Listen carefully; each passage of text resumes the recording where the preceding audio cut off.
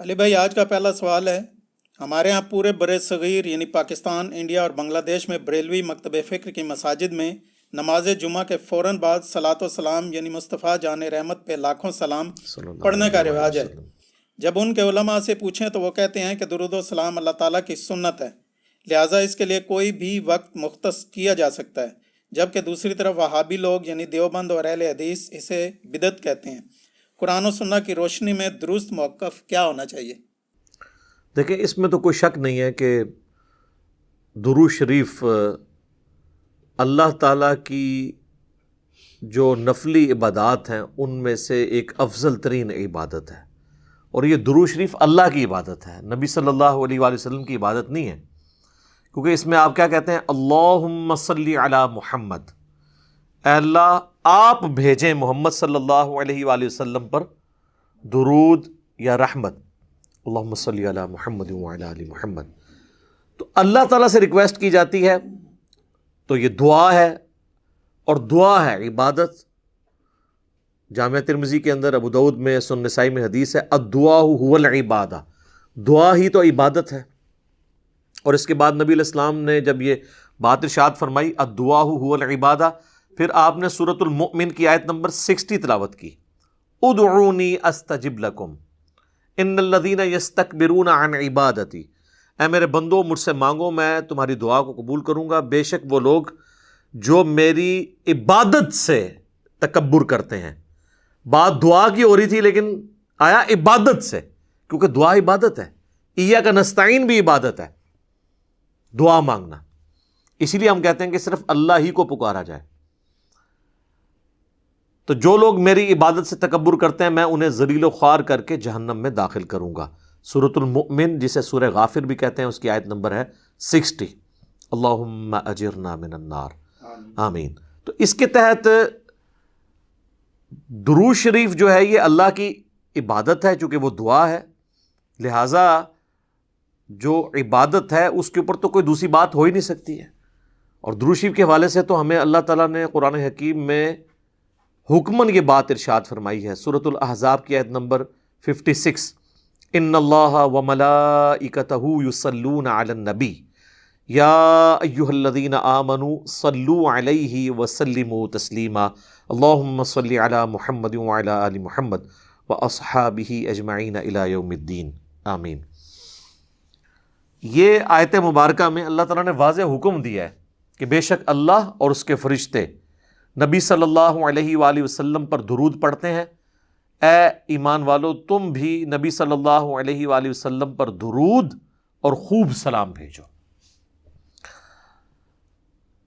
اس کے کانٹیکسٹ میں جو پہلی اسلام کی تفسیر ہے نا، تفسیر تبری، امام ابن جریر تبری المتوفا 310 ہجری، ان کی تفسیر کو تفسیر ابن جریر بھی کہا جاتا ہے، ابن کثیر نے انہی سے ہی کاپی کی ہیں اکثر چیزیں۔ انہوں نے لکھا ہے کہ یہ جو اللہ کا درود ہے نا اور فرشتوں کا درود، یہ ہے کہ فرشتے دعائے رحمت کرتے ہیں نبی علیہ السلام کے لیے، اور اللہ اپنے نبی پہ رحمت بھیجتا ہے خود، کیونکہ اسے تو کسی کے کہنے کی ضرورت نہیں۔ تو یہ اللہ کا درود ہے۔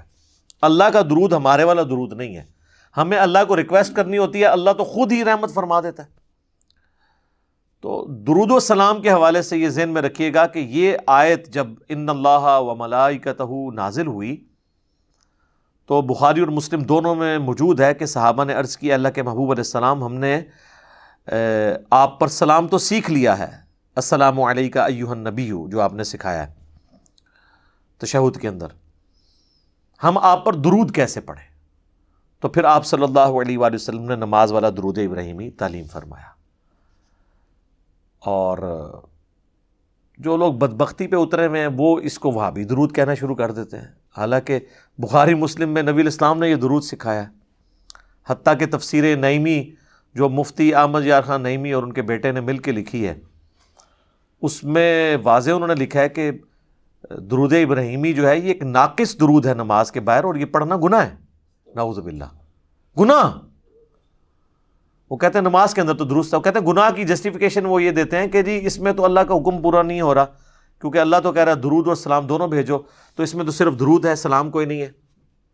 دیکھیں، اور نماز میں السلام علیکہ ایھا النبی آ جاتا ہے، میرے بھائی سلام اور درود دونوں انٹرچینجبل الفاظ ہیں. اگر یہی بات آپ کی منطق مان لی جائے نا تو 99% احادیث صرف درود کے بارے میں، سلام کے بارے میں نہیں ہے. مثلا صحیح مسلم میں جو حدیث ہے، جو شخص اذان کا جواب دے اس کے بعد مجھ پر درود پڑھے تو جو ایک دفعہ درود پڑھے گا اللہ اس پہ 10 رحمتیں نازل فرمائے گا. اور پھر آپ علیہ السلام نے فرمایا اس کے بعد اللہ کے حضور میرے لیے الوسیلہ والی دعا مانگے تو میری شفاعت اس کے لیے حلال ہو جائے گی. اس میں سلام تو ہے نہیں ہے. وہاں تو کسی نے اللہ کے نبی علیہ السلام کو مشورہ نہیں دیا کہ آپ یہ ناقص بات کیوں کر رہے ہیں، درود والی آپ کو سلام بھی ساتھ کہنا چاہیے. خام خواہ یہ انٹرچینجبل الفاظ ہیں، جس طرح اردو میں بھی خوش و خرم. درود اور سلام، درود کیا ہے؟ ہم یہ ویسے فارسی زبان کا لفظ ہے، عربی میں صلاح دعا ہے، دعائے رحمت نبی علیہ السلام کے لیے. اور سلامتی کیا ہوتی ہے؟ وہ بھی دعائے رحمت ہی ہوتی ہے. یعنی ایک انداز ہے دونوں اعتبار سے، نبی علیہ السلام پہ کوئی درود پڑھے یا سلام پڑھے، بات تو ایک ہے. سنن نسائی میں حدیث ہے، جو مجھ پر ایک دفعہ درود پڑھتا ہے اللہ تعالیٰ اس پہ 10 دفعہ رحمت نازل فرماتا ہے، اور جو ایک دفعہ سلام پڑھتا ہے اللہ تعالیٰ اس پہ 10 دفعہ سلامتی نازل فرماتا ہے. آپ نے کبھی اس کو آپس میں کمپیئر ہی نہیں کروایا. جامعہ ترمذی میں حدیث ہے، قیامت والے دن سب سے زیادہ میرے نزدیک وہ ہوگا جس نے دنیا میں سب سے زیادہ مجھ پہ درود پڑا ہوگا، اس میں سلام کا ذکر ہی کوئی نہیں موجود ہے. جامعہ ترمذی میں ایک حدیث ہے جس کی سند کمزور ہے، لیکن اس کی صحیح سند المستدرک للحاکم کے اندر ہے، فضل الصلاۃ علی النبی کے اندر موجود ہے کہ نبی علیہ السلام ایک دفعہ مسجد میں تشریف لائے تو ممبر کی پہلی سیڑھی پر قدم رکھا، فرمایا آمین، دوسری پہ رکھا، فرمایا آمین، تیسری پہ رکھا، فرمایا آمین. صحابہ نے کہا ہم نے آپ کو آج وہ عمل کرتے ہوئے دیکھا جو پہلے نہیں دیکھا. تو آپ نے فرمایا کہ جبرائیل علیہ السلام میرے پاس آئے تھے اور انہوں نے کہا کہ یا رسول اللہ آپ میری دعا کے اوپر مہر لگائیں، آمین کہیں کہ ہلاک ہو جائے وہ شخص جس کے سامنے آپ کا ذکر ہو اور وہ آپ پر درود نہ پڑھے. اللہم صلی علی محمد وعلی آل محمد. ایک مجلس میں ایک دفعہ پڑھ لینا کافی ہوتا ہے، ہر دفعہ پڑھیں تو بہت اچھی بات ہے. تو میں نے کہا آمین. دوسری سیڑھی پہ قدم رکھا تو اس نے کہا کہ ہلاک ہو جائے وہ شخص جس کو ماں باپ دونوں یا دونوں میں سے کوئی ایک بڑھاپے کی حالت میں ملے اور ان کی خدمت کر کے جنت نہ کما سکے. تو میں نے کہا آمین. اور تیسری سیڑھی پہ اس نے کہا کہ جو شخص رمضان کا مہینہ پائے اور اللہ سے اپنی مغفرت نہ کروا سکے وہ بھی تباہ و برباد ہو جائے. تو میں نے کہا آمین. تو وہاں پہ بھی درود کے الفاظ ہیں. جامعہ ترمذی میں مولا علی علیہ السلام نے حدیث روایت کی ہے کہ نبی صلی اللہ علیہ وآلہ وسلم نے فرمایا اصل میں کنجوس وہ شخص ہے جس کے سامنے میرا ذکر ہو اور مجھ پر درود نہ پڑے. اللہم صلی علی محمد وعلی آل محمد. سنن نسائی کے اندر حدیث موجود ہے، نبی علیہ السلام نے فرمایا جو مجھ پر ایک دفعہ درود پڑتا ہے اللہ تعالیٰ اس پہ 10 رحمتیں نازل فرماتا ہے، اس کے 10 گناہ معاف کر دیتا ہے، اس کے 10 درجات بلند فرما دیتا ہے، اس کے لیے 10 نیکیاں لکھ دیتا ہے. وہاں پہ بھی درود کے الفاظ ہیں. سنن نسائی میں ایک اور حدیث ہے، زید بن خارجہ کو نبی علیہ السلام نے فرمایا کہ مجھ پر درود کو لازم کر لو اور اپنی دعاؤں میں درود پڑھا کرو اور کہا کرو اللہم صلی علی محمد وعلی آل محمد. یہ میرا وظیفہ بھی ہے، درود شریف مختصر ترین درود ابراہیمی کا پہلا حصہ. اس میں تو حضور علیہ السلام نے سلام کا ذکر ہی نہیں کیا اور آپ فرما رہے ہیں دعا کے ساتھ درود پڑھو. تو آگے سے صحابی نے کہا کہ سلام نہیں پڑھوں گا تو اللہ کے حکم کی نافرمانی ہو جائے گی اور میں گستاخ ہو جاؤں گا تو میری دعا کہاں سے قبول ہوگی.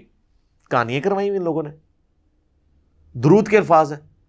جامعہ ترمذی میں ایک حدیث موجود ہے، ایک شخص آیا، اس نے نماز پڑھی اور ڈائریکٹ اللہ سے مانگنا شروع کر دیا. آپ نے فرمایا اس نے جلدی کی. ایک اور سائل آیا، اس نے پہلے اللہ کی حمد بیان کی، پھر درود پڑھا اور پھر اللہ سے مانگا. تو آپ نے فرمایا سل تعطا، سل تعطا، مانگ تجھے دیا جائے گا، مانگ تجھے دیا جائے گا. اور دوسرے شخص کو حضور نے بلا کے کہا کہ پہلے اللہ کی حمد بیان کرو، پھر مجھ پہ درود پڑھو اور پھر اللہ سے مانگو. یہ دعا کا سلیقہ ہے. وہاں پہ بھی سلام کے الفاظ موجود نہیں ہیں. سر 99.99% احادیث میں صرف درود کے الفاظ ہیں. سلام کے بھی ہیں لیکن بہت کم حدیثوں میں. سنن نسائی میں حدیث ہے زمین پہ اللہ کے فرشتے سیاحت کرتے ہیں، میرے امتیوں کا سلام میرے تک پہنچاتے ہیں، جو ہم نماز میں بھی پڑھتے ہیں السلام علیکم ایھا النبی. ہاں قبر رسول پہ پڑھیں تو وہ لادہ درجے کی ایک فضیلت ہے. وہ سنن ابی داؤد میں حدیث ہے جو کوئی شخص مجھ پہ سلام پڑھے گا، امام داؤد نے اسے قبر رسول کی حاضری والے چیپٹر میں لیا ہے، اللہ میری روح لوٹا دے گا، میں اس کے سلام کا جواب بھی دوں گا. یعنی یہ برزخی معاملہ ہے اور روح کا لوٹنا بھی برزخی ہے، ورنہ روح داخل کرنے اور نکلنے سے تو تکلیف ہوتی ہے. یہ برزخی معاملہ ہے. اور اگر وہ کہتا ہے نہیں یہ فزیکل ہے تو کیا نبی علیہ السلام کے سلام کے جواب دینے کی آواز ہمیں باہر آتی ہے؟ نہیں. تو ہمارا بھی وہاں تک پہنچنا برزخی ہے، ان کا بھی ہم تک پہنچنا برزخی ہے. تو وہ قبر رسول کی حاضری کے لیے یہ اسپیشل پروٹوکول ہے. وہاں پہ ہم عرض بھی کرتے ہیں. المصنف ابن ابی شیبہ میں ہے، سنن الکبریٰ البیہقی میں موجود ہے، الموطا امام مالک میں موجود ہے، فضل الصلاۃ علی النبی 4 کتابوں میں، کہ عبداللہ بن عمر جب بھی سفر پہ جاتے یا واپس آتے تو مسجد نبوی میں 2 نفل پڑھتے، اس کے بعد قبر رسول پہ حاضر ہو کے عرض کرتے السلام علیک یا رسول اللہ. پھر سیدنا ابو بکر کی قبر کے سامنے آ کے السلام علیک یا ابا بکر، اور پھر السلام علیک یا عمر، یا السلام علیک یا ابتا، اے میرے باپ تجھ پہ سلام ہو. تو وہاں پہ سلام عرض کرتے تھے. تو درود اور سلام دونوں انٹرچینجبل الفاظ ہیں، ایک دوسرے کی جگہ لیتے ہیں. یہ اگر کوئی کسی جگہ پر درود پڑھنا ہے، وہاں پہ کوئی درود اور سلام میں سے کوئی ایک چیز بھی پڑھ لے تو وہ کافی ہو جاتا ہے. تو ہم یہی تو کر رہے ہوتے ہیں. مجھے بتائیں، حضرت عیسیٰ علیہ السلام کا جب نام آتا ہے تو بہت کم دفعہ ہم کہتے ہیں علیہ الصلاۃ والسلام.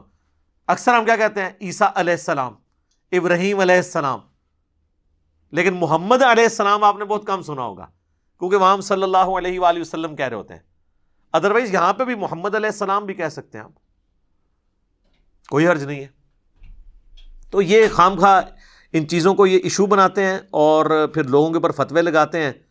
اور انہوں نے یعنی چیزیں ڈیوائز کی ہوئی ہیں، اور وہ کہتے ہیں جی اب جو بندہ جمعے کے بعد مصطفیٰ جان رحمت پہ لاکھوں سلام نہیں پڑھتا تو وہ اس کے دل میں بغض رسول ہے. دیکھیں، اندازہ کریں. یعنی اس کا تو مطلب یہ ہے کہ کل کو میں کوئی مسجد بناؤں اور اس میں اپنا لکھا ہوا کوئی نعتیہ کلام وہاں پہ جاری کر دوں ہر نماز کے بعد، جس میں نبی الاسلام کی تعریف ہو، اور جو کوئی شامل نہ ہو میں کہوں یہ گستاخ رسول ہے. پھر ہمیں مصطفیٰ جان رحمت پہ لاکھوں سلام سے کوئی چڑ نہیں. میں تو یہاں پڑھوایا ہے اسٹیج سے کئی دفعہ. اس کے بعد اشعار تو بہت ایکسٹرا آرڈنری اشعار ہیں. چند ایک چیزوں سے ہمیں بھی اختلاف ہے. نعت کے طور پہ آپ ضرور پڑھیں. وہ صحیح مسلم میں حدیث ہے کہ حسان ابن ثابت جو تھے وہ نبی الاسلام کے لیے نعت پڑھا کرتے تھے. باقاعدہ نعتیہ اشعار موجود ہیں. اور بخاری اور مسلم دونوں میں حدیث ہے، اے اللہ روح قدس کے ذریعے حسان کی مدد فرما، جس طرح کہ عیسیٰ ابن مریم کی ہوئی تھی. نبی الاسلام تو دعا کرتے تھے نعت پڑھنے والوں کے لیے.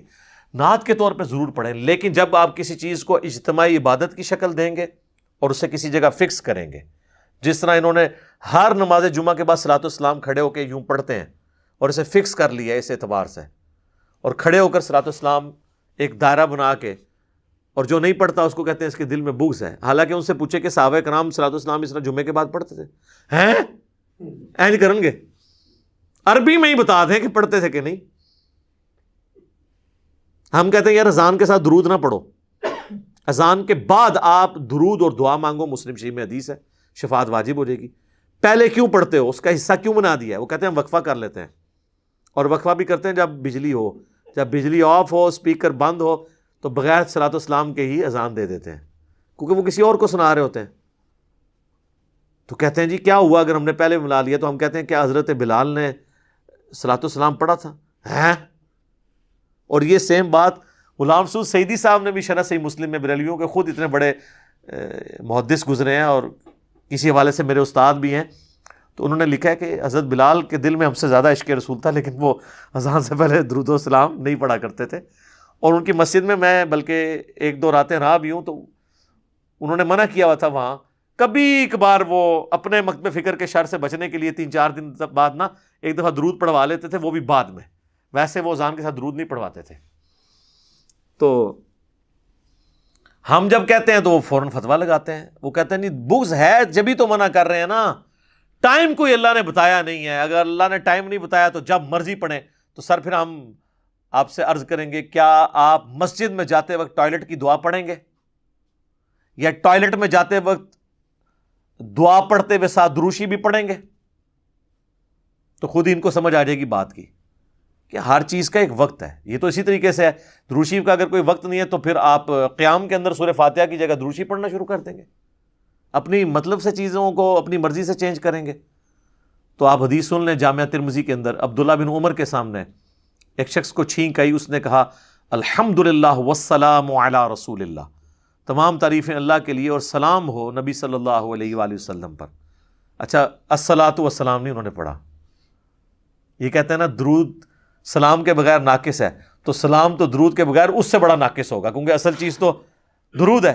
تو انہوں نے تو نہیں پڑھا. تو عبداللہ بن عمر نے کہا میں بھی پڑھتا ہوں الحمدللہ والسلام علی رسول اللہ عام حالت میں، لیکن یہاں چھینک کے ساتھ میں نہیں پڑھتا. یہاں ہمیں نبی علیہ السلام نے صرف تعلیم فرمایا الحمدللہ یا الحمدللہ علی کل حال، تم وہی کہو جو نبی علیہ السلام نے تعلیم فرمایا۔ تو اس نے 295 نہیں لگوائی عبداللہ بن عمر کے اوپر کہ آپ درود کے منکر ہیں، آپ نہیں مانتے درود شریف کو۔ ان کی تربیت نبی علیہ السلام نے کی تھی۔ بخاری اور مسلم دونوں میں حدیث ہے، ایک صحابی کو آپ صلی اللہ علیہ وآلہ وسلم نے رات کے وقت وضو کے بعد سونے سے پہلے ایک دعا تعلیم کی، اس میں الفاظ تھے بِنَبِيِّكَ الَّذِي أَرْسَلْتَ، میں ایمان لایا اس پر جو میرے نبی کے ساتھ، تیرے نبی کے ساتھ اے اللہ نازل ہوا۔ تو اس نے اس دعا کو ریپیٹ کرتے ہوئے پڑھ دیا بِرَسُولِكَ الَّذِي أَرْسَلْتَ، بہتر الفاظ استعمال کیے، سپرلیٹو ڈگری ہے رسول۔ رسول تو صرف 315 ہیں، باقی تو 1,00,000 سے زیادہ انبیاء ہی ہیں۔ تو آپ فرمایا تم نے میرے الفاظ کیوں چینج کیے، وہی کہو جو میں نے کہا ہے۔ تو اس نے آگے سے نہیں کہا کہ یا رسول اللہ میں نے تو بہتر ڈگری لگا دی ہے، تو آپ قبول کر لیں، اس کو بدعت حسنہ کے طور پہ قبول کر لیں۔ آپ علیہ السلام کو پتا تھا کہ الفاظ نہ چینج کریں گے تو پھر معاملات خراب ہوں گے۔ اچھا، پھر ان کے پاس ایکسکیوز باقی وہ رہ جاتا ہے، وہ دیکھیں جی منع کہاں ہے۔ اس کا بھی ہم نے ان کو جواب دیا ہے کہ منع تو ہو گیا نا جب جنرلی آپ علیہ السلام نے فرما دیا۔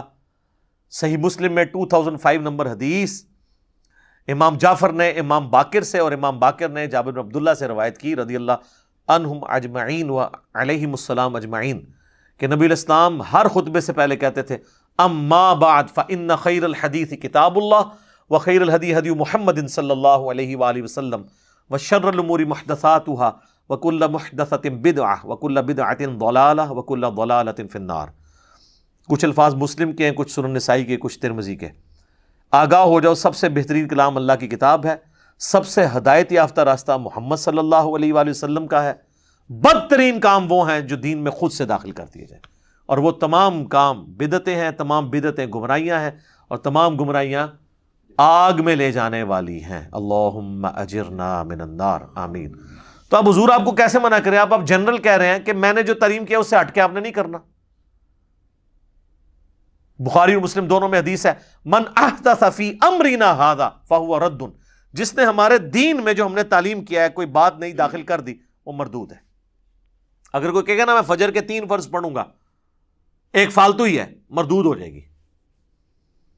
اچھا، 2 کی بجائے 1 پڑھنے سے مردود ہونا تو سمجھ آتی ہے، 2 کی بجائے 3 پڑھنے سے مردود کیوں ہو جائے گی؟ کیونکہ نبی علیہ السلام کے پیٹرن سے ہٹ جائے گی۔ عبادت کی قبولیت کے لیے پہلی شرط عقیدے کا درست ہونا، دوسری شرط نبی علیہ السلام کے طریقے پہ ہونا، اور تیسری شرط اخلاص بھی ہو، اللہ کے لیے ہو رہا ہو، دکھلاوے کے لیے نہیں۔ پھر نبی علیہ السلام کا طریقہ چھوڑ دیا تو پھر آپ کی کہاں سے عبادت قبول ہونی ہے؟ پھر بھی ان کو سمجھنا ہے۔ پھر میں ان کو اینٹی وینم الزامی جواب، پھکی جسے میں پنجابی میں کہتا ہوں، وہ دیتا ہوں کہ اچھا یہ بتاؤ کہ جنازے کی اذان منع کہاں ہے؟ وہ کہتے ہیں جی نبی علیہ السلام نے دی نہیں ہے۔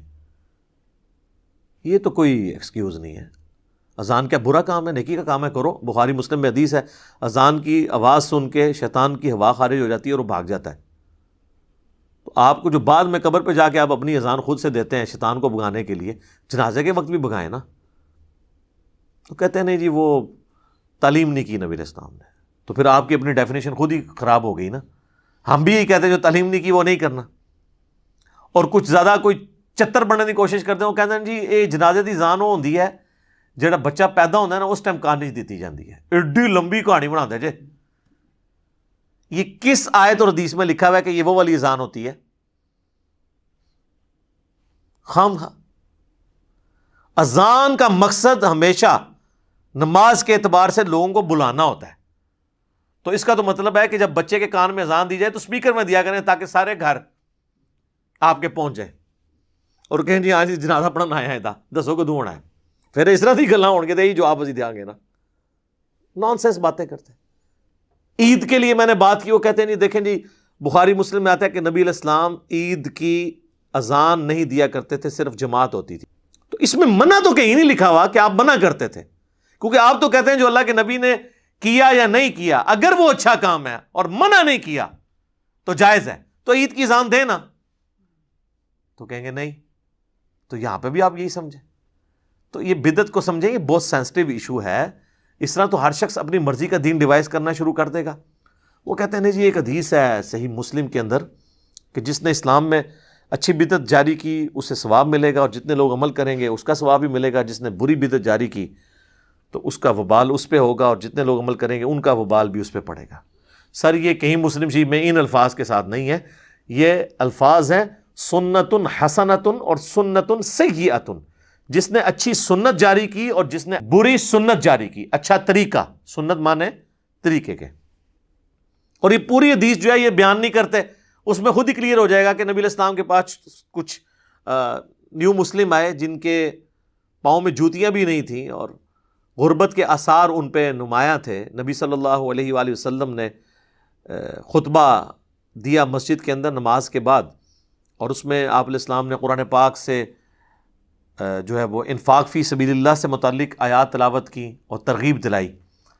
تو لوگ اپنے اپنے گھروں کو گئے تاکہ ان نیو مسلمز کی مالی مدد کریں. تو ایک شخص گیا، وہ اتنا بڑا جو ہے نا وہ بھر کے نا بورا، صحابہ کہتے ہیں بڑی مشکل سے وہ گھسیٹتا ہوا لا کے مسجد کے سین میں اس نے رکھا. تو اس کو دیکھ کے باقی لوگوں کو بھی ہمت ہوئی، اپنے گھروں سے سامان لے کے آئے. تو نبی علیہ السلام نے اس شخص کے بارے میں فرمایا جس نے اسلام میں اچھا طریقہ جاری کیا، اسے ثواب ملے گا، اور جتنے لوگ اس کو دیکھ کے کریں گے اسے بھی ثواب ملے گا. تو یہ مسجد میں لا کے اللہ کی راہ میں خرچ کرنا، اس میں کون سی بدعت ہوئی تھی؟ یہ طریقہ تھا. آج اس طریقے کی ماڈرن فارم ہو سکتی ہے، آپ آن لائن کسی مدرسے کے اکاؤنٹ میں پیسے ٹرانسفر کرتے ہیں. تو یہ تو نبی علیہ السلام کے زمانے میں نہیں تھا.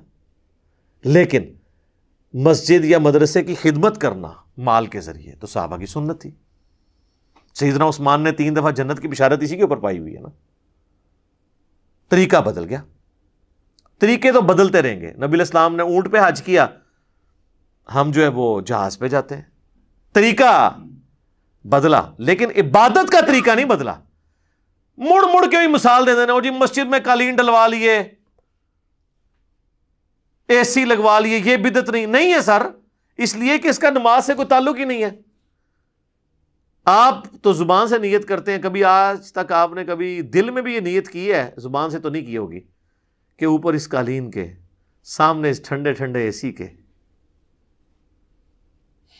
نیچے اس فانوس کے، منہ طرف خانہ کعبہ شریف. تو اس کا مطلب دین کا حصہ ہی نہیں ہے. دین کو فیسیلیٹیٹ کرنے والا ایک طریقہ ہے. جیسے کہ صحیح بخاری اور صحیح مسلم، یہ امام بخاری امام مسلم نے ایک طریقہ اڈاپٹ کیا ہے. یہ ویڈیو کیمرے میں ہم جو کچھ ریکارڈ کر رہے ہیں یہ ایک طریقہ ہے. ریکارڈ دین ہی ہو رہا ہے، طریقہ ہے. تو طریقے تو اسی طریقے سے اگلے زمانوں میں لوگ گٹھلیوں کے اوپر شمار کرتے تھے، اب الیکٹرانک کاؤنٹر آ گئے. ایک اچھا طریقہ ہے. تو اسلام میں اس طرح کے طریقے جو جاری ہوئے ہیں ان کے اوپر بشارت ہے. اور برے طریقے اگر کوئی جاری کرے گا تو ظاہر ہے اس کے اوپر وبال ہوگا. تو یہ اچھی بدعت اور بری بدعت والا معاملہ نہیں ہے، اچھا طریقہ اور برا طریقہ ہے. بدعت کی ڈیفینیشن کو اس حوالے سے نہ، اور پھر یہ اتنے اس معاملے میں سخت ہیں. اسی جمعے کو ہم نے ایک جگہ مسجد میں نماز پڑھی. اب وہ مسجد بھی یعنی وہ جنہوں نے بنوائی ہے، ایک بھائی ان کا اہل حدیث ہے، ایک بریلوی ہے. امام مسجد انہوں نے وہ رکھا ہوا ہے ایک بریلوی، اور جو خطبہ دیتے ہیں وہ ایک اہل حدیث ٹائپ ہیں بھائی، تنظیم اسلامی کے جو رفع الاجدین سے نماز پڑھتے ہیں. تو نماز پڑھ کے ہم نکلے ہیں تو انہوں نے جناب سپیکر آن کر کے ایک بچہ کھڑا کر کے 2 بندے کھڑے کر کے مصطفیٰ جان رحمت پہ لاکھوں سلام شروع کر دیا، اور عجیب و غریب نظروں سے باقیوں کو دیکھ رہے ہیں کہ یہ لوگ پڑھ نہیں رہے. انہوں نے یعنی یہ سمجھا کہ اب یہ اس جمعے کا حصہ بن گیا، تو بنا دیا انہوں نے. وہ کہتے ہیں جمعے والے دن درود شریف کی بڑی فضیلت ہے. سر درود شریف کی فضیلت ہے جب آپ انڈیویجولی پڑھتے ہیں، بالکل ہے. ابو داؤد میں حدیث موجود ہے، مشکات کے اندر بھی ہے کہ جمعے کا دن تمام دنوں کا سردار ہے. اس دن آدم علیہ السلام پیدا ہوئے، اس دن وہ فوت ہوئے، اس دن پہلا سور پھونکا جائے گا، اسی دن دوسرا سور پھونکا جائے گا. تم جمعے کے دن مجھ پہ درود کی کثرت کرو، بے شک تمہارا درود مجھ پہ پیش کیا جاتا ہے. ایک صحابی نے عرض کیا اللہ کے نبی جب آپ مر جائیں گے اور آپ کی ہڈیاں مٹی میں مل جائیں گی، الفاظ ذرا غور کریں، کوئی گستاخی کا فتویٰ نہیں لگا ان پہ، تو کیا آپ پہ اس وقت بھی درود پیش ہوگا؟ تو آپ نے فرمایا ان اللہ حرم علی الارض ان تاکل اجساد الانبیاء، بے شک اللہ نے مٹی کے لیے حرام کر دیا ہے کہ وہ نبیوں کے جسموں کو کھائے. مجھ پہ اس وقت بھی درود پیش ہوگا. تو ظاہر ہے درود شریف جمعے والے دن پڑھنا چاہیے. اللہم صلی علی محمد وعلی آل محمد. ہم تو پڑھتے ہیں اہتمام کے ساتھ جمعے والے دن درود شریف، لیکن اس کو آپ مصطفیٰ جان رحمت پہ لاکھوں سلام کس طرح فٹ کر رہے ہیں؟ بریلویوں نے یہ نشانی بنا دی، دیوبند نے جی وہ ایک درود شریف وہ جی 80 دفعہ پڑھ لیں جمعے والے دن 80 سال کے گناہ معاف ہو جائیں گے. بریلویوں کو بھی بتایا جاتا ہے وہ اللہم صلی علی محمد النبی الامی وآلہ وسلم تسلیما. تو سر یہ القول البدیع کتاب میں موجود ہے اس کا ریفرنس, اور وہ جو اس کا راوی ہے نا امام سخاوی, وہ نبی علیہ السلام کے 500 سال بعد آیا اور اس نے بغیر سند کے یہ حدیث لکھی ہے. یہ حدیث کہاں ہے؟ اس کی کوئی ملتی جلتی کوئی سند موجود ہے طبرانی میں بھی, وہ بھی متروک اور ضعیف راویوں سے ہے. 80 سال کے گناہ اس طرح معاف نہیں ہوں گے. اسی تو لوگ پھر صرف جمعہ ہی پڑھتے ہیں, اس کے بعد 80 دفعہ درود شریف پڑھ لیتے ہیں, 5 وقت کی نماز ہی چھوڑی ہوئی ہے لوگوں نے. اس طرح نہیں 80 سال کے گناہ معاف ہوتے. تو درود شریف آپ پڑھیں, ضرور پڑھیں, لیکن جب آپ ایون آپ 100 دفعہ پڑھیں, 80 دفعہ پڑھیں, پڑھنا چاہتے ہیں ضرور پڑھیں, لیکن جب آپ ہلکا بنائیں گے, ایک اجتماعی شکل دیں گے, یہ یاد رکھیں پیٹ رول بدعت کا. انڈیویجولی آپ جو مرضی کریں, جو کتاب و سنت میں آیا ہوا ہے, ٹائم سے ہٹ کے بھی, تو اس کے اوپر کوئی فتویٰ نہیں لگتا.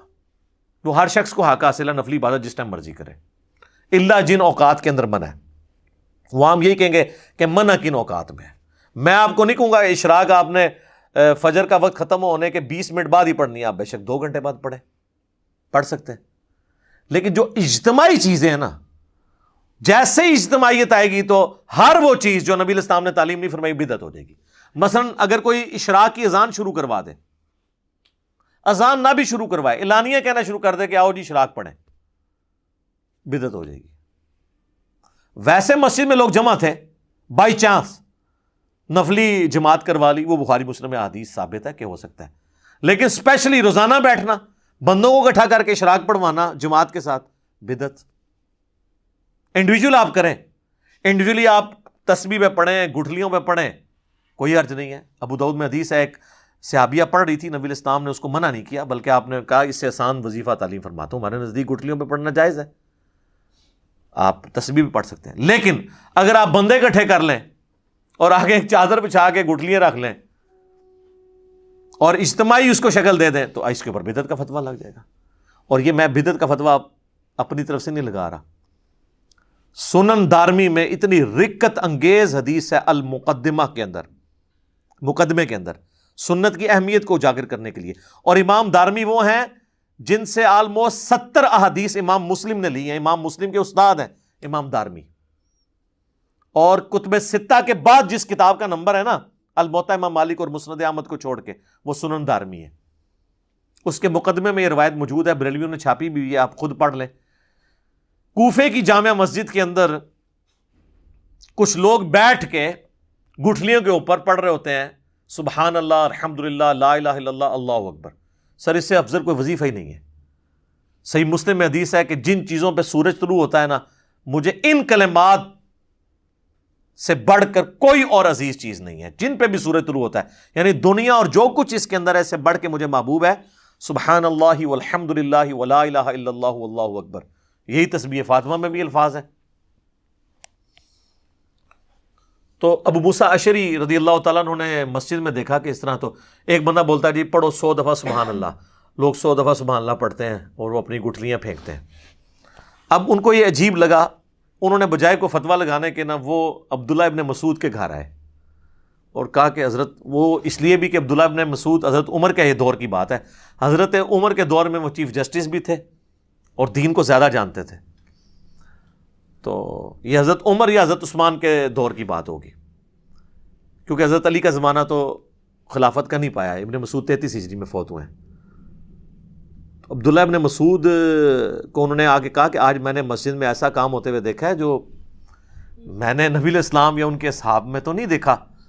تو ان کا کیا, تو ان کا یہ ہو رہا ہے. تو انہوں نے کہا کہ تم نے ان کو یہ کیوں نہیں کہا کہ اپنے بیٹھ کے گناہ شمار کرو, یہاں پہ بجائے یہ گٹھلیاں شمار کرنے کے اپنے گناہ شمار کرو. انہوں نے کہا کہ میں ابو عبد الرحمن, میں آپ کے پاس اسی لیے آیا تھا کہ میں آپ سے آ کے اس حوالے سے ڈسکس کروں. تو وہ جناب ابن مسعود کہتے ہیں میں تمہارے ساتھ مسجد میں جاتا ہوں. جا کے دیکھا انہوں نے, غصے میں آئے.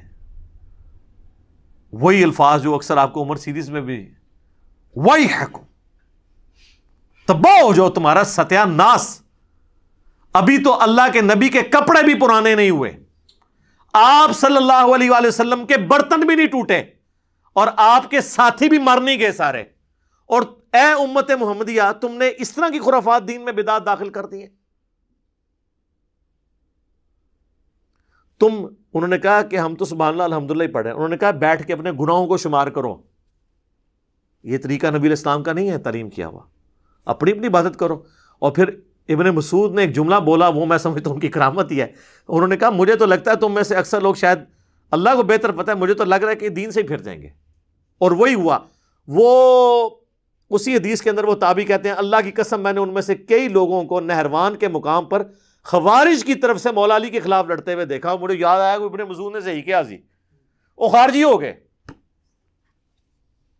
یہاں پہ آپ کے سارے صوفیاء کے وہ ختم خواجگان اور ختم فلاں اور وہ کیٹیاں اور کوئی بھی نہ کرے تو تیجے 40ویں کے اوپر اور دعا کے نام کے اوپر دیوبندی بھی یہ سارے کام کر رہے ہوتے ہیں۔ تو ہم جب ان کو سمجھاتے ہیں تو وہ کہتے ہیں جناب آپ لوگ ان چیزوں کو صحیح نہیں مان رہے، آپ اللہ کے ذکر سے روک رہے ہیں، آپ جو ہے وہ منکر ہو گئے ہیں۔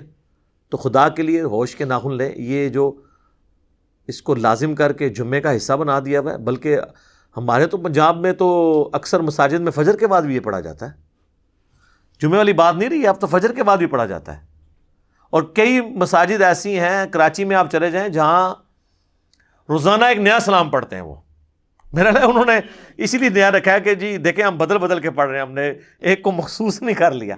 لیکن یہ بدعت ہی ہے جو آپ نے نا اجتماعی عبادت کوئی بھی دین میں خود سے داخل کر کے اس طریقے سے اس کا پابند کرنا، یہ غلط ہو جائے گی۔ انڈیویجول آپ بے شک کریں۔ اب کوئی کہہ سکتا ہے یہ جو درس قرآن مسجد کے اندر ہوتے ہیں یا درس حدیث ہوتے ہیں یہ بھی تو اجتماعی ہے، یہ نبی علیہ السلام نے مقرر نہیں فرمایا۔ سر اس کی تو دین اصل میں ہے کہ صحابہ کرام اجتماعی شکل میں ہی درس میں شریک ہوا کرتے تھے۔ بخاری مسلم میں آتا ہے عبداللہ ابن مسعود کہتے ہیں کہ میں تمہارے لیے ہفتے میں ایک ہی دن مقرر کروں گا، کیونکہ نبی علیہ السلام بھی ہمیں ہفتے میں ایک ہی دن جمعرات کے دن واز کیا کرتے تھے تاکہ ہم اکتا نہ جائیں۔ تو صحابہ کرام علمی حلقوں میں بیٹھ کے لوگوں کو سکھانا یہ اصل ہے، پوری کی پوری دین میں موجود ہے۔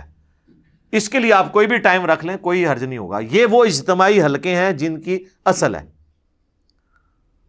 اور وہ جن اجتماعی حلقوں کی بات کرتے ہیں نا جی، بخاری مسلم میں ہے کہ جی وہ فرشتے اللہ کے ذکر کے حلقے تلاش کر رہے ہوتے ہیں، اور پھر وہ اللہ تعالیٰ کے پاس واپس جاتے ہیں تو وہ گفتگو بڑی وہ مزے لے کے سناتے ہیں کہ جی اللہ تعالیٰ بخش دیا ان کو بھی اور جتنے لوگ وہاں پہ تھے، اور اگر ایک ویسے بھی ساتھ گزر رہا تھا وہ بھی بخشا گیا۔ تو یہ اللہ کا ذکر تو نہیں تھا۔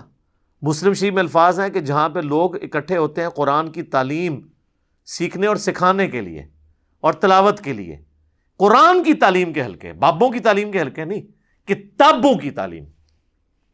اسی تو ہم کہتے ہیں کہ مرنے سے پہلے اے مسلمان کر لے اس پہ غور، کتابوں کا خدا اور ہے، بابوں کا خدا اور۔ یہ بار بار میں آپ کو چیز ہائی لائٹ کرتا ہوں کہ خدا کے لیے بدعت کے ایشو کو ہلکا نہ جانے۔ وہ پنجابی کہتے ہیں ایک غریب تو بدتمیز، ایک خود آپ دین میں چیز داخل کرتے ہیں جو نہیں کر رہا ہوتا، اس کے اوپر گستاخی کے فتوے لگا رہے ہوتے ہیں۔ تو آپ دین میں یہ جو چیزیں انجیکٹ کر رہے ہیں، ظلم تو آپ نے کیا ہے۔ نبی علیہ السلام نے جب واضح فرما دیا ہے کہ بھی من احدث فی امرنا ھذا فہو رد، تو مردود ہوگا۔ تو اچھا طریقہ اور بدعت، اس میں فرق رکھنا ہے، کیونکہ یہ سارے ان چیزوں کی پلی لیتے ہیں اور وہ کہتے ہیں جناب جو پرنٹنگ پریس پہ قرآن چھپ رہا ہے یہ بدعت نہیں ہے۔ یہ بدعت اس صورت میں ہوگی جب قرآن ایسا چھپے جو اللہ کی طرف سے نازل نہیں ہوا۔ جب وہی ہے تو آپ جس مرضی طریقے سے کریں۔ اس کا تو مسلم شریف کی جو میں نے حدیث بتائی کہ اسلام میں اچھا طریقہ جاری کرنے والے پہ ثواب ملے گا۔ ہم یہ ویڈیو کیمرے میں ریکارڈنگ کروا رہے ہیں، یہ ایک اچھا طریقہ ہے۔ قرآن و سنت کے سافٹ ویئرز بنے ہوئے ہیں، یہ اچھا طریقہ ہے۔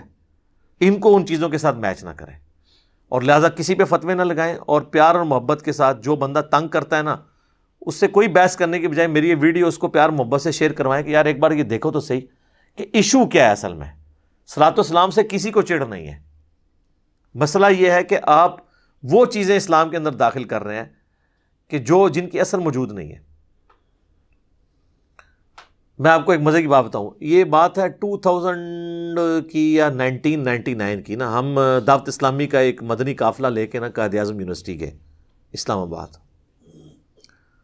تو اس وقت کٹر ظاہر ہے ہم سبز پگڑی باندھتے تھے۔ میرے پاس ایک پروفیسر آ کے بیٹھے، وہ مجھے کہنے لگے بیٹا میں پچھلے دنوں انڈیا گیا ہوا تھا، تو مجھے کہنے لگے مجھے یہ بتائیں کہ یہ جو اذان کے بعد، یہ جو نماز کے بعد آپ بلند آواز سے کلمہ پڑھتے ہیں بریلوی حضرات، تو یہ سنت ہے؟ تو میں نے کہا نہیں جی یہ تو کوئی سنت نہیں ہے. میں نے کہا میں تو پڑھتا ہی نہیں ہوں. اور آپ کو بتاؤں حیران کن بات، فیضان مدینہ کراچی جہاں الیاس قادری صاحب ہزاروں لوگوں کو لے کے بیٹھے ہوتے ہیں مدنی چینل پہ، وہاں نماز کے بعد کلمہ نہیں ہوتا، پن ڈراپ سائلنس ہوتی ہے، کوئی کلمہ نہیں پڑھا جاتا. میں نے الیاس قادری صاحب کے پیچھے 1999 میں بالکل پیچھے ان کی امامت میں پہلی صف میں کھڑے ہو کے کتنی نمازیں پڑھی ہیں. ابھی بھی جا کے کوئی چیک کرنا چاہتا ہے کر لے. لیکن پنجاب میں دعوت اسلامی کے کئی مراکز ہیں، وہاں پہ کلمہ ہو رہا ہے، پتہ ہے ان کو کہ یہ غلط ہے، کہ جو لوگ لیٹ ہو جاتے ہیں ان کی نماز ڈسٹرب ہو جاتی ہے، لیکن نہیں، روک نہیں سکتے. یہ ہمارے کالا دیو والی جتنی مسجدیں ان کے انڈر آتی ہیں، یہ جو کوٹلی والے پیر ہیں کشمیر والے، کشمیر میں ان کی سینکڑوں مساجد ہیں، کہیں پہ کلمہ نہیں اونچی آواز سے پڑھا جاتا. تو وہ پروفیسر صاحب مجھے کہنے لگے کہ جی اب وہ ان پہ تو اوسی پڑ گئی نا. میں نے جب بات کی میں نے کہا یہ تو کوئی نہیں، ہم تو نہیں پڑھتے. تو کہنے لگے میں یہی آپ کو بتانے لگا تھا کہ میں باقاعدہ بریلی اعلیٰ حضرت کے مزار پہ میں نے حاضری دی ہے، اور وہاں ان کی جو اپنی مسجد ہے اعلیٰ حضرت کی، جہاں ان کی اولاد نمازیں وغیرہ پڑھاتی ہے، جو مدرسہ ہے منظر الاسلام، وہاں پہ تو نماز کے بعد کلمہ نہیں اونچی آواز سے پڑھا جاتا. تو پھر بریلوی خود بھی کیا بریلوی ہیں؟ یہ سوچنے کی بات ہے نا، کہ بس ایویں سن سنا کے سننی، جس کو میں کہتا ہوں ٹنی، پڑھ پڑھا کے سننی نہیں. میں کہتا ہوں جی اعلیٰ حضرت کی تعلیمات میں کئی باتیں ایسی ہیں جن پہ یہ عمل کر لینا تو باقی مکاتب فکر کے ساتھ یہ کئی اختلافات ختم ہی ہو جائیں. احکام شریعت میں اعلیٰ حضرت نے لکھا ہے کہ نبی علیہ السلام کی مبارک جالیوں کے بارے میں کہ ان کو آپ چھو نہیں سکتے. عام قبر کے بارے میں لکھا ہے اس کے سامنے حد رکوع جھک نہیں سکتے. قبر کو چومنا، وہ کہتے ہیں چومنے میں اختلاف ہے، لیکن میرے نزدیک بہتر ہے کہ چوما بھی نہ جائے، حد رکوع جھکا بھی نہ جائے، اس کو ہاتھ بھی نہ لگایا جائے. تو یہ قبروں کو چومنے چاٹنے والے سارے لوگ کون ہیں؟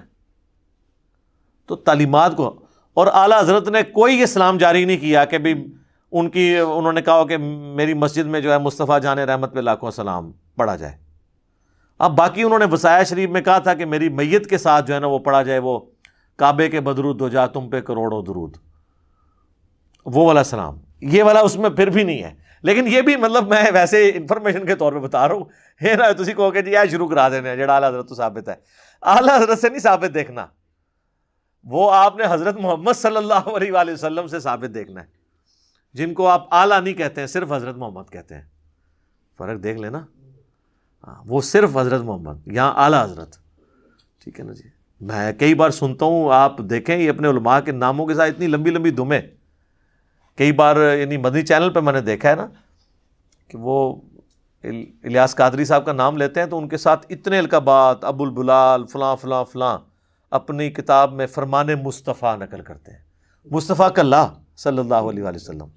کبھی کبھار القابات بھی لگا لیتے ہیں، کئی بار اکیلے بھی. اور کئی لوگ تو ایسے ہیں اللہ معافی دے، اگر ایک جملے میں 3 دفعہ نام ہے 3 دفعہ القابات ریپیٹ کرتے ہیں. تقریر لمبی ہو جائے ان کو کوئی غرض نہیں ہے، چیزیں خود سے دین میں داخل کی ہوئی ہیں اور باقیوں کا اس کو پابند بنایا ہوا ہے. اور جب کوئی پوچھتا ہے تو کہتے ہیں جی آپ لوگ منکر ہو گئے. ابھی انہوں نے اذان شروع کروا دی ہوئی ہے اس کے اوپر، قبر کے اوپر. پوچھے کہاں لکھی ہے، وہ کہتے ہیں جی بات یہ ہے کہ قبر میں سوال ہونے ہیں نا، ان سوالوں کے جواب اذان میں. تو نبی علیہ السلام کو اس بات کا نہیں پتا تھا تو آپ ہی شروع کروا دیتے. اور کہتے ہیں دیکھیں اذان ہی دی ہے نا جی، کوئی ادھر کوئی لڈی تو نہیں ڈالی نا، کوئی غلط کام تو نہیں کیا.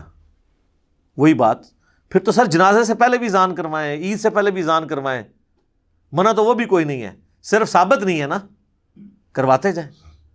تو یہ بدعت کے ایشو کے بارے میں معاملات کو دیکھنے کی ضرورت ہے.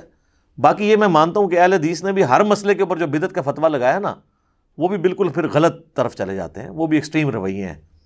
اس طرح کے معاملات کو جو ہے نا وہ پھر بدعت کے حوالے سے خود کے ہی ایک معاملات میں وہ پھنس جاتے ہیں. لیکن جو بنیادی چیزیں ہیں ان کو آپ دیکھ کے چلیں، تاکہ دین کے اندر ایسی چیزیں داخل نہ ہوں کہ جس کی وجہ سے آپ کو پھر تکلیف اٹھانی پڑے، اور الٹا آپ تو وہ جاری کر کے سائڈ پہ ہو جاتے ہیں، جو بیچارے نہیں کر رہے ہوتے ان کے اوپر گستاخی کے فتوے لگ رہے ہوتے ہیں. تو اللہ تعالیٰ ہمیں کتاب و سنت کی تعلیمات کے مطابق چلنے کی توفیق عطا فرمائے. آمین.